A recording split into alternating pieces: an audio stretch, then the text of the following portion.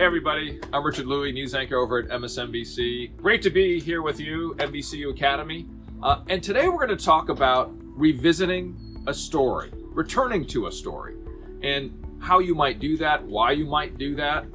Because as you know, when you follow news, you'll see an intense coverage period, and then potentially a slow tail off or a quick tail off. And then as you're out there, you're thinking, but there's all these other angles I want to hit. So what we're going to do today is try to dig into, if you were to consider revisiting a story, some of the things you might think about. And let's go back to the very basics of the who, what, when, why, where, how. And I'm going to start with the who. So we're in Atlanta, Georgia, and we are returning to a story. It was the murder of 8 individuals in March of 2021. And the question is, when we were here and it was so intense, were we able to get every angle? And we're never really able to get all the angles, but we have the benefit now of returning 2 months later to see where the families are. That's the purpose of us being here today. 2 months later, the flowers are gone. The people are gone. When pitching that follow-up story, why now? And how is your story different from the competition? Why would viewers and readers care? There might be a timely reason to publish a follow-up. That could be a new development in the story, like a new legal filing, for example. The bottom line, there should be a compelling reason to go back that fits in with a longer story arc. On timing, for instance, this happens to be the 2-month mark. It also happens to be Asian American Pacific Islander Month. These are the stories that we thought were important, that needed to be told and remembered for this historic event for not only the United States, but especially for this community, the Asian American Pacific Islander community. Then what you do is you talk about getting the green light to follow up on the story from your seniors, as we call them. There should be a reason why you're asking for more time and more resources to do this. What's the new stuff you got? Why would it be good to publish or broadcast? And why are you the right person to tell this story? All right, let's talk about what. We didn't know the details of what the crime is or the details of the crime scene. And so now we're here at the International Convention Center, and we're going to go meet with the district attorney, who has all of the access to all the analysis, access to all the details related to the crime, as well as the suspect.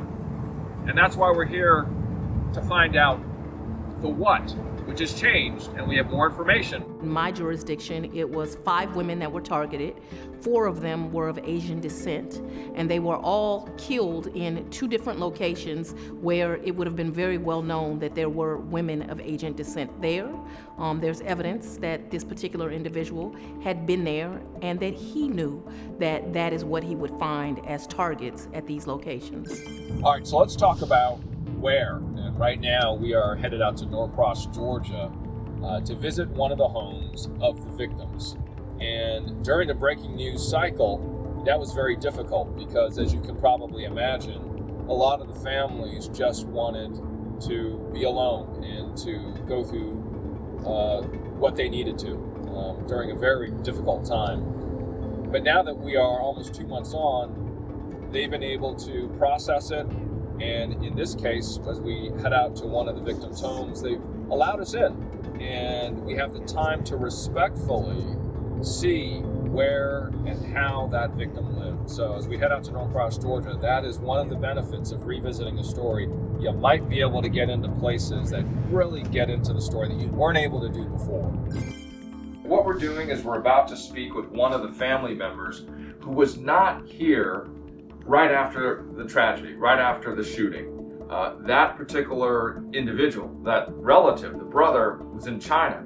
So what we've done is we're here in Atlanta and we are setting up a WeChat, which is about to happen in about 45 minutes. And we're gonna have a translator, socially distanced, properly. And then we have a setup, if we back up just a little bit, so we have a mic, we've got lighting, one camera here to get a side angle of me. And we also have that in a reverse angle. Then turn it over to here, we got 2 lights for bounce, and this one, which is, I guess you'd call a key light. And this is all just very simply a hotel room. But how we're going to be able to reach this particular interviewee is not necessarily rocket science, but it is a way that we can be on location, yet still interview somebody that we would not be able to otherwise if we didn't use WeChat, this laptop, something you've seen used in many interviews. But in this case, because we are in opposite time zones, 12-hour difference, we're able, in this case, to really make the how work for us. How did you hear about her being killed? 我哋就3月20號 In March 20, he started to learn the news in the WeChat group. He learned that somebody got killed in Atlanta. So many of his old friends started to ask him whether his sister is all right. So he started to call his sister and did not get an answer. This is, you'd park here, Yes. and maybe you'd walk right up there. And where would your mom be standing? Shoot.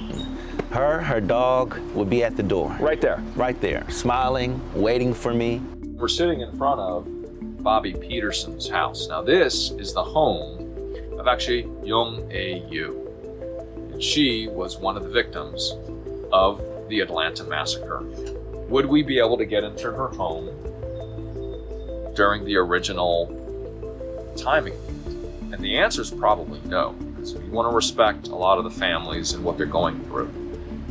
But now, as I said, Bobby Peterson is living here. He is the son of Young A.U., one of the victims. And we're very grateful that we can return to speak to him and talk to him and sit down in a place that he is now living there to take care of his mom's dealings, her paperwork, etc., etc. So when you revisit a story, who? And in this case, it's Bobby. And Bobby is giving us a big part of his life and a big part of his mother's life. And when you revisit in later times, that's when you can have that comfort. They've been able to think about things in a little bit of a different way. They've processed things in a little bit of a different way. And potentially they're also more open and more rested. And you often get a very different perspective as they are now different people. Now that really I am seeing my background as a Black and Korean person come together in this moment, I now want to recognize and show you that I am Korean, and I want you to know that. And that my life, my mother's life, mattered. So there you go, the who, what, when, where, why, and how of revisiting a story and then getting out there and doing it. And as things reopen, get to the airports, wherever you might be, hop on a bus and get the story done. For more information on NBCU Academy, go to NBCUacademy.com, or you can check them out on their social sites. I'm Richard Lui. See you later.